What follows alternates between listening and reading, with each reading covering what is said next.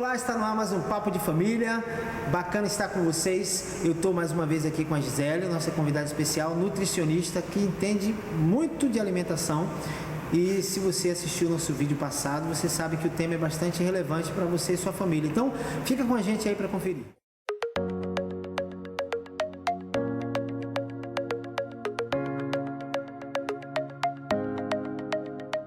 Beleza, Gisele, então, mais pergunta para você aí.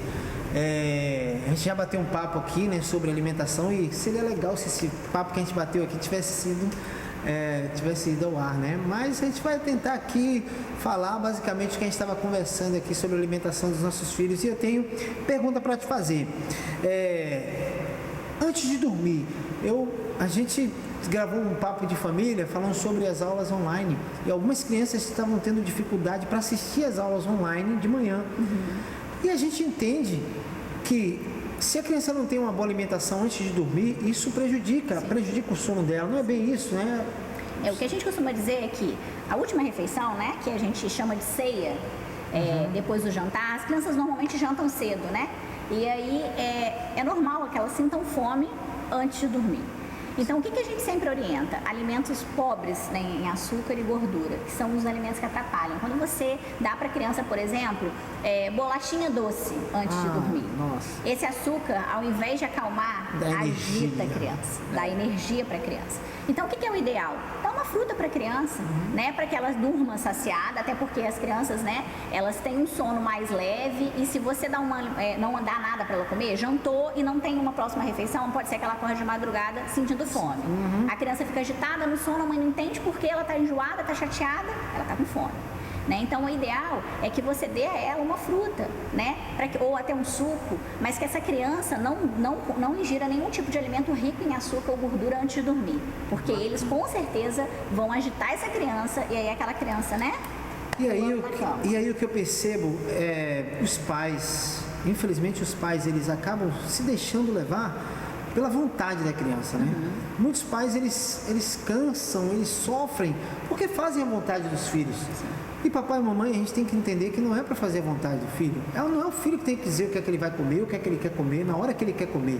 Somos nós, os pais, que devemos fazer isso, né? Senão a gente vai estar prejudicando a saúde dos nossos filhos. E aí vem a questão da escola, né? Lanchinho da escola. E aí, Gisele, o que fazer, né? A galera vai, chega na escola, é coxinha, é pastel, e vai-se embora. E a obesidade está chegando na infância e está sendo muito sério isso, né? Na verdade, hoje o que a gente vê é um número alto de crianças diabéticas, hipertensas, obesas, colesterol alto. Crianças pequenas, de 5 anos, né, já estão diabéticas. E aí, qual é a nossa preocupação, né? O lanchinho da escola é realmente muito preocupante, porque é o momento em que a criança vai conviver com outras crianças, né? O hábito das outras crianças tem a frustração, né, na vida daquela criança que até então, né, a criança que estava em casa só, né, os pequenininhos que ainda estão começando na escola, tinham só o hábito da alimentação que os pais ofereciam. Então, o que é o ideal?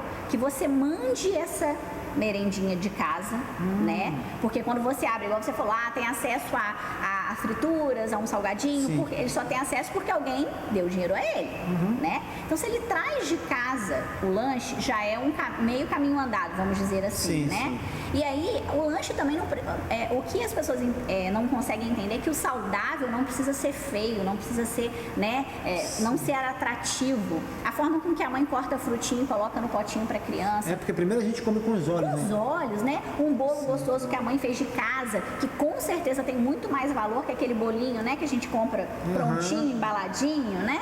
Então, assim, um suco feito em casa, se você faz isso numa apresentação interessante, a criança vai se interessar pelo alimento dela e vai atrair os outros coleguinhas pela alimentação saudável. O problema é que isso gera trabalho.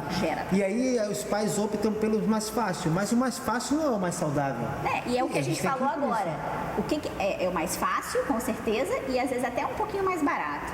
Mas o que você depois tem de prejuízo na saúde daquela criança. E aí aquela criança que está sempre doente, está sempre resfriada, precisando sempre do pai passar na farmácia para levar um remedinho para casa. O que vale mais a pena? Investir numa alimentação saudável ou investir em medicamentos? Eu acho que é uma escolha que os pais têm que fazer. Tem que fazer, até porque eu lembro de um ditado da minha avó, que ela diz, né, que o castigo ele vem a cavalo, né?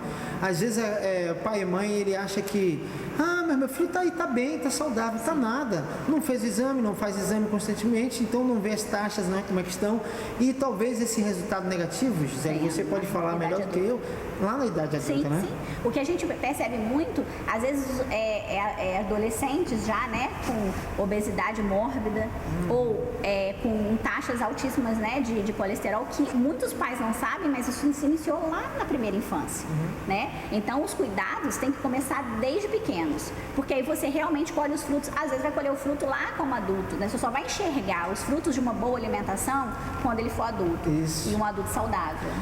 Os filhos, eles enganam os pais, né, na hora da alimentação. Ânsia de vômito, e diz que está passando mal. Eu falo porque, né, tenho 4 filhos e a gente viveu tudo isso. Essa coisa da ânsia de vômito, até que ponto os pais têm que ficar atentos para perceber que isso não é real, que a criança está fazendo aquilo ali para não comer o que está sendo dado para ela? O nosso papel como pai é ofertar, né? Eu acho que o grande erro nosso é a gente oferta, aí a gente castiga ou a gente faz uma Facilita troca. muito. Né? Igual você falou, come tudo que tem um chocolate te esperando. Ou os pais fazem, às vezes, da refeição da criança um momento traumático. Isso. Né? Onde acaba batendo na criança, aí começa toda uma estrutura ruim na alimentação. A criança acaba crescendo com trauma da hora do almoço. Por quê? Porque sempre foi um caos. Então, o momento da refeição tem que ser o mais saudável possível.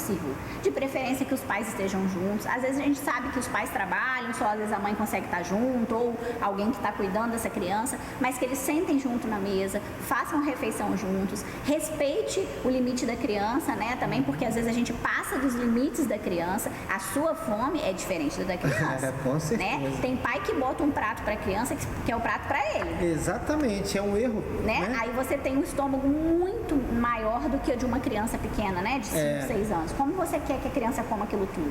Então a gente tem que aprender a respeitar e na hora dessa pirraça, tira o prato, leve embora, porque a barriguinha dela vai roncar.